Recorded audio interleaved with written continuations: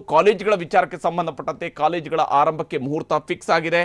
ಇಲ್ಲಿ ಬಹಳ ಮುಖ್ಯವಾಗಿ ಸರ್ಕಾರ ಹೇಳ್ತಾ ಇದೆ ಅನುಮತಿ ಕಡ್ಡಾಯ, ಲಿಖಿತ ಅನುಮತಿ, ಪೋಷಕರ ಲಿಖಿತ ಅನುಮತಿ ಕಡ್ಡಾಯ. ಬಹುಶಃ ಎಲ್ಲೋ ಒಂದು ಕಡೆಯಲ್ಲಿ ಕೊರೋನಾ ನಾಳೆ ದಿನ ಬಂದರೂ ಕೂಡ ನೀವೇ ಪರ್ಮಿಷನ್ ಕೊಟ್ಟಿದ್ರೆ, ನೀವೇ ಮಕ್ಕಳನ್ನು ಕಳಿಸಿದ್ರೆ, ಹಾಗಾಗಿ ನೀವು ಕೂಡ ಇದಕ್ಕೆ ಹೊಣೆಗಾರರಾಗ್ತೀರಿ ಅಂತೇಳಿ ಜವಾಬ್ದಾರಿಯಿಂದ ನುಣುಚಿಕೊಳ್ಳುವ ಪ್ರಯತ್ನವನ್ನು ಸರ್ಕಾರ ಮಾಡ್ತಿದೆಯೇ ಅನ್ನುವಂತಹ ಅನುಮಾನ ಸಹಜವಾಗಿಯೇ ಮೂಡುತ್ತೆ. ಹಾಗಿದ್ರೂ ಏನೆಲ್ಲ ಕ್ರಮಗಳನ್ನು ಸರ್ಕಾರ ಕೈಗೊಂಡಿದೆ ಅನ್ನುವಂತಹ ಸುದ್ದಿಯನ್ನು ತೋರಿಸಿ ನೋಡಿ.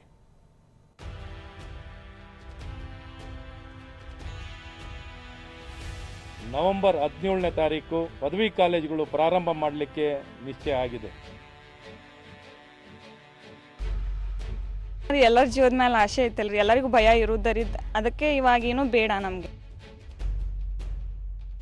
ಕೊರೋನಾ ಬಾಗಿಲು ಮುಚ್ಚಿಸಿದ್ದ ಕಾಲೇಜುಗಳು ಈಗ ಮತ್ತೆ ತೆರೆಯಲು ಸಿದ್ಧವಾಗುತ್ತಿವೆ. ವೈರಸ್ ಕಾಟದಿಂದ ತಪ್ಪಿಸಿಕೊಳ್ಳಲು ರಾಜ್ಯ ಸರ್ಕಾರ ಈ ವರ್ಷದ ಮಾರ್ಚ್ 13ರಿಂದ ಶಾಲಾ ಕಾಲೇಜುಗಳನ್ನ ಬಂದ್ ಮಾಡಿತು. ಇದಾದ ನಂತರ ಲಾಕ್ಡೌನ್ ಅಂತೇಳಿ ಎಲ್ಲ ತರಗತಿಗಳನ್ನ ಮುಚ್ಚಲಾಗಿತ್ತು.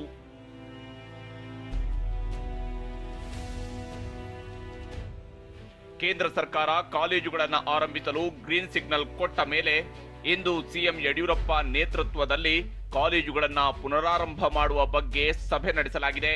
ಇದರಲ್ಲಿ ಕಾಲೇಜುಗಳ ಆರಂಭಕ್ಕೆ ನವೆಂಬರ್ 17ರ ಮುಹೂರ್ತ ಫಿಕ್ಸ್ ಮಾಡಲಾಗಿದೆ.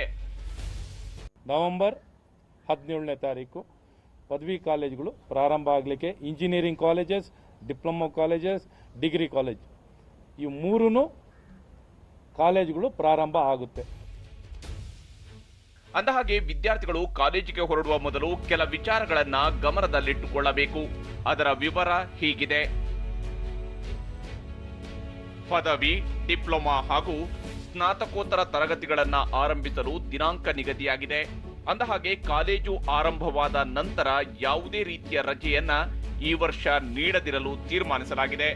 ಇನ್ನು ಕಾಲೇಜಿಗೆ ಹಾಜರಾಗಲು ಪೋಷಕರ ಲಿಖಿತ ಅನುಮತಿ ಕಡ್ಡಾಯಗೊಳಿಸಲಾಗಿದೆ. ಕಾಲೇಜಿಗೆ ಬರಲು ಇಷ್ಟವಿಲ್ಲದ ವಿದ್ಯಾರ್ಥಿಗಳಿಗೆ ಆನ್ಲೈನ್ ಕ್ಲಾಸ್ ನಡೆಸಲಾಗುವುದು. ಪ್ರಾಕ್ಟಿಕಲ್ ಕ್ಲಾಸ್ಗಳು ನಡೆಯುವಾಗ ಮಾತ್ರ ವಿದ್ಯಾರ್ಥಿಗಳು ಕಾಲೇಜಿಗೆ ಬರಲೇಬೇಕು. ವಿದ್ಯಾರ್ಥಿಗಳ ಸಂಖ್ಯೆ ಆಧರಿಸಿ ಶಿಫ್ಟ್ನಲ್ಲಿ ತರಗತಿ ನಡೆಸುವ ಬಗ್ಗೆ ಕಾಲೇಜು ತೀರ್ಮಾನಿಸಲಿದೆ. ಕಾಲೇಜುಗಳಲ್ಲಿ ಎಲ್ಲಾ ಸುರಕ್ಷತಾ ಕ್ರಮ ಕೈಗೊಳ್ಳಲಾಗುವುದು ಎಂದು ಸರ್ಕಾರ ಹೇಳಿದೆ. ಕಾಲೇಜುಗಳಲ್ಲಿ ವಿದ್ಯಾರ್ಥಿಗಳು ಮಾಸ್ಕ್ ಧರಿಸುವುದನ್ನ ಕಡ್ಡಾಯಗೊಳಿಸಲಾಗಿದೆ. ಇನ್ನು ಯಾವುದೇ ವಿದ್ಯಾರ್ಥಿಗೂ ತರಗತಿಗೆ ಹಾಜರಾಗಲೇಬೇಕು ಎಂಬ ಒತ್ತಾಯವಿಲ್ಲ ಎಂದು ಸರ್ಕಾರ ಹೇಳಿದೆ.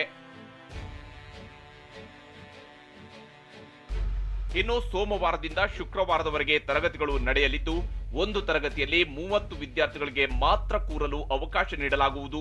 ಶನಿವಾರ ಮತ್ತು ಭಾನುವಾರ ಕೂಡ ವಿದ್ಯಾರ್ಥಿಗಳಿಗೆ ಆನ್ಲೈನ್ ಕ್ಲಾಸ್ ನಡೆಯಲಿದೆ. ಅಂದರೆ ಯಾವುದೇ ರಜೆ ಈ ವರ್ಷ ಇರುವುದಿಲ್ಲ. 17ನೇ ತಾರೀಕು ಕಾಲೇಜ್ ಪ್ರಾರಂಭ ಆದಮೇಲೆ ರಜಾ ಅನ್ನೋದಿರೋದು ಕಂಟಿನ್ಯೂಸ್ ಆಗಿ, ಇನ್ಕ್ಲೂಡಿಂಗ್ ಸಂಡೇ ಸಾಟರ್ಡೇ ಏನು ಮಾಡಿದ್ವಿ ಅಂತ ಹೇಳಿದ್ರೆ ಸದಿ ಆನ್ಲೈನ್ ಕ್ಲಾಸಸ್ ಇರುತ್ತೆ.